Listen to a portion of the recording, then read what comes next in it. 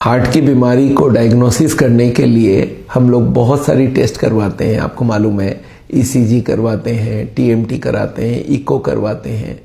पर ये common test है, पर ये कितनी ब्लॉकेज है ये बता नहीं पाती है। ब्लॉकेज बताने के लिए किया जाता है एंजियोग्राफी, और जो हॉस्पिटल वाले एंजियोग्राफी करना चाहता है वो है आपको एडमिट करके आपके अंदर तार घुसा के फिर एंजियोग्राफी करना चाहते हैं।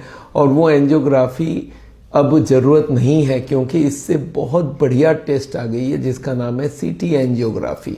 आजकल के लिए मैं समझता हूँ पिछले 20 साल में मेडिकल साइंस में अगर सबसे बढ़िया टेस्ट कोई आई है वो है सीटी एंजियोग्राफी हार्ट के लिए, क्योंकि हार्ट का ब्लॉकेज वो 2 मिनट में बता सकता है और करना कुछ भी नहीं है इस टेस्ट में। जैसे ब्रेन का सीटी स्कैन होता था वैसे आजकल हार्ट का सीटी स्कैन होने लग गया। बस ब्रेन और हार्ट में फर्क क्या है, ब्रेन मूवमेंट नहीं कर रहा है और हार्ट मूवमेंट में है। तो ब्रेन का मूवमेंट नहीं करने की वजह से जो सीटी स्कैन होता है वो मशीन बड़ी स्लो होती है और उसमें कुछ स्लाइसेस लिया जाता है। मान लेते हैं 200 स्लाइसेस लेना है तो 2 मिनट 3 मिनट तक वो स्लाइसेस चलता रहता है या काफ़ी देर तक कर सकते हैं।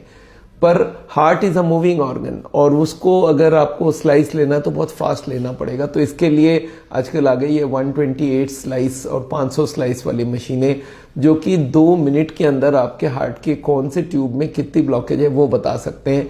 तो मैं समझता हूँ इस टेस्ट को बहुत प्रोमोट करना चाहिए। हर कार्डियोलॉजिस्ट को बताना चाहिए भाई आप जाओ, अगर हार्ट का एक ही टेस्ट कराना चाहते हो तो सीटी एंजियोग्राफी कराओ, जिससे आपको ये पता चल जाए कि आपकी ब्लॉकेज है कितनी, कौन से ट्यूब में है, कौन से लोकेशन में, ये सारी पता चल जाता है। मैंने देखा है ये टेस्ट को आम कार्डियोलॉजिस्ट लिख नहीं रहे हैं। इसके 2-3 कारण हो सकते हैं। एक तो उनको इसके बारे में बहुत डिटेल नहीं मालूम है, दूसरा कि अच्छी मशीनें आजकल आ गई है वो भी उनको नहीं मालूम है, और तीसरा वो लोग एंजियोग्राफी जो तार वाली है उसके तरफ ज़्यादा मुड़ रहे हैं, इसलिए वो बिना तार वाली एंजियोग्राफी नहीं करना चाहते हैं। पर आम आदमी के लिए आप सोचिए, अगर आप 2 मिनट वॉक करके गए वहाँ पे और वहाँ पे आप लेट गए और वो लोग एक स्कैन करके दे दिया, और इसका कॉस्ट क्या है, कॉस्ट बहुत कम है।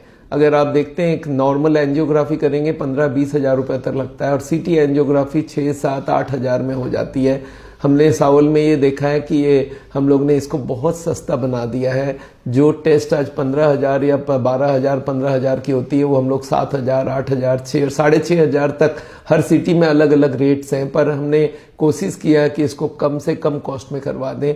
तो आपको अगर आपके हार्ट के अंदर की ब्लॉकेज पता करना चाहे 10% हो, 20 हो, 30, 40, 50, 60, 70, 80, 90 कौन से ट्यूब में, सारा पता चल जाएगा। आप सीटी एंजियोग्राफी कराइए। This is the ultimate test और ये बेस्ट